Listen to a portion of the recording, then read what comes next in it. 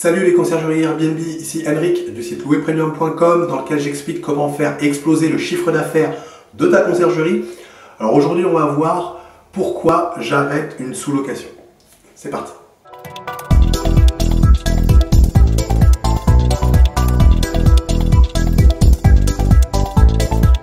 Alors juste avant de commencer, je t'invite à cliquer sur le bouton s'abonner qui se trouve juste en dessous et à activer les notifications afin d'être informé de toutes mes prochaines vidéos sur la conciergerie Airbnb. Également, je t'invite dès maintenant à me laisser un pouce bleu afin de me motiver à te laisser toujours plus de vidéos, toujours plus de conseils sur la conciergerie Airbnb. Alors pourquoi j'arrête une sous-location? Alors ça c'est quelque chose qui va arriver dans ton parcours d'entrepreneur et de conciergerie si tu pratiques la sous-location. Alors ça peut être vrai aussi pour des biens que tu gères en prestation de service, mais voilà, on va en parler déjà dans le cadre de cette sous-location que j'ai dû arrêter. Eh bien tout simplement, j'ai dû stopper un contrat de sous-location avec un propriétaire parce qu'on rencontrait un certain nombre de difficultés pour gérer le bien. Alors, non pas que le bien n'était pas rentable ou qu'il y avait des soucis de ce côté-là, au contraire c'était un bien qui était parfaitement situé, c'est d'ailleurs pour ça que je l'avais sélectionné. Le bien était dans un super état, il avait été rénové, donc on n'avait plus qu'à le décorer, chose qu'on a fait, on a apporté notre mobilier, on a apporté énormément de valeur dans le bien, et ça c'est important à faire. Dès que tu pars sur une sous-location, il est important d'apporter toute la valeur pour les voyageurs pour qu'ils puissent faire des séjours qui soient juste parfaits. Donc on avait configuré le bien pour recevoir notre clientèle affaires habituelle dans ce type de secteur, d'autant que dans ce secteur-là, c'est quand même plutôt ce type de profil qu'on va recevoir. Donc voilà, bref, tous les indicateurs étaient ouverts par rapport à ce bien-là, et donc on s'est investi avec le propriétaire dans ce bien en sous-location. Donc on a signé le bail et on a démarré l'exploitation dès que la décoration a été mise en place. Le taux de remplissage s'est avéré très bon, par contre c'est vrai que les professionnels qu'on avait, c'était des entreprises un petit peu plus, qui étaient peut-être moins habituelles pour certaines, d'autres des entreprises qu'on connaissait déjà, donc c'est des professionnels qui étaient déjà venus dans nos appartements mais pas encore dans celui-ci. Donc c'est plutôt une clientèle sur qui on avait confiance, donc c'est vrai qu'on a pu remplir le bien de la meilleure des manières avec une super rentabilité, mais comme d'habitude j'ai envie de te dire, puisque tu le sais très bien, la clientèle affaires c'est celle que je recommande le plus parce que c'est une clientèle qui fait pas de bruit, qui entretient le bien, avec qui ça se passe généralement très bien, donc voilà, c'est la clientèle que je recommande à chaque fois. Donc on avait pu rentabiliser et pourtant j'ai dû arrêter la sous-location. Alors pourquoi? Parce que finalement il y a un paramètre qui est extrêmement important à prendre en compte, c'est le voisinage ou la copropriété. On va plutôt parler de voisinage parce que la copropriété, à mon sens, c'est quelque chose qui ne correspond pas vraiment parce qu'on peut tout à fait être copropriétaire et ne pas résider dans les lieux. Donc du coup, quand on n'habite pas les lieux, on n'a pas la même vision des choses.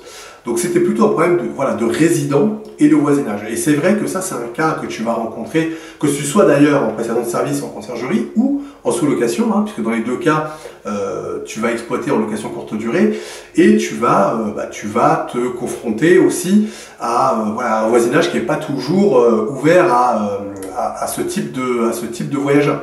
Donc là, c'est ce qui s'est passé. On avait affaire à un voisinage qui était clairement opposé à tout ça et qui a tout fait pour nous mettre des bâtons dans les roues. Et à un moment donné, si tu veux, il faut te poser la bonne question. Est-ce que la manière dont les choses avancent et les difficultés face auxquelles on est confronté pour essayer d'expliquer aux gens comment on travaille, que les choses vont bien se passer, qu'on ne fera pas de bruit, etc. Et tout ça, c'est l'énergie que tu vas passer. Et à un moment donné aussi, tu vas tomber sur des gens qui vont être totalement réfractaires et qui vont tout faire pour que tu arrêtes. Et est-ce que l'énergie que tu vas dépenser pour te battre contre ça, est-ce que c'est de l'énergie qui sera bien dépensée versus la rentabilité que tu as avec ce bien? Alors là, dans ce cas, c'était un bien sur lequel la rentabilité était excellente pour le coup. J'ai fait le choix d'arrêter parce que l'énergie qu'on allait mettre pour pouvoir mettre le voisinage dans le bon état d'esprit, ça allait être extrêmement compliqué, voire même impossible. Et donc j'ai fait le choix de tout simplement stopper cette sous-location. On a mis fin au contrat et puis on a rendu tout simplement l'appartement dans un état impeccable, puisque ça c'est un point sur lequel je t'invite à t'engager d'ailleurs aussi, et ça fait partie, je dirais, de la garantie qu'on donne aux propriétaires, c'est que le bien est toujours restitué dans un état impeccable, dans le même état qui nous a été donné. Sinon, ça n'aurait pas de sens d'ailleurs. Et nous, c'est vrai que, voilà, moi en tout cas, je mets vraiment un point d'honneur à ce que ce soit rendu dans un super état. Donc ça a été le cas. Et finalement, j'ai stoppé cette sous-location pour des raisons plutôt de voisinage. Alors c'est vrai que tu seras aussi confronté à ce type de cas, et je t'invite vraiment à peser le pour et le contre du temps et de l'énergie que tu vas passer versus la rentabilité. C'est vraiment important que tu puisses toi aussi te positionner par rapport à ça. Donc ça va arriver. C'est pas des choses qui arrivent qu'aux autres, hein, loin de là. Et d'ailleurs, si tu rencontres une personne qui fait la location courte durée et qui t'explique qu'il n'a jamais eu ce problème-là, c'est qu'il n'a jamais fait de location courte durée. Hein, ça c'est très clair. On a toujours des problèmes de voisinage, il y aura toujours ce type de cas, alors même si ça reste à la marge. Voilà, quand tu gères une dizaine de biens, c'est évident que tu l'as eu au moins une fois. Donc je t'invite toujours voilà, à te rapprocher, et si tu cherches des conseils, hein, toujours te rapprocher des personnes qui pratiquent la location courte durée, et celles qui en pratiquent, c'est celles qui ont déjà eu ces problèmes-là, très clairement. Donc je t'invite vraiment à partager avec ces personnes-là. Voilà, je te remercie d'avoir regardé cette vidéo jusqu'au bout. Si toi aussi tu veux créer ta conciergerie, eh bien, je t'offre mon pack que tu peux télécharger qui te permet de créer un business plan qui cartonne. Donc pour ça, tu déroules là juste en dessous de la vidéo, il y a un lien, tu cliques, tu me laisses ton prénom, ta meilleure adresse mail, je t'envoie tout ça automatiquement chez toi. Alors ce pack, qu'est-ce qu'il contient? Il contient un document Word qui sera la formalisation de ton business plan. Donc c'est un document qui sera pré-rempli, tu n'auras plus qu'à le compléter avec tes éléments.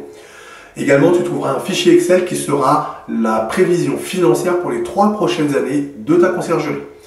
Et enfin, tu trouveras un guide PDF qui t'explique étape par étape, pas à pas, ce que tu vas devoir faire, quel type d'études tu vas devoir mener pour compléter ton business plan.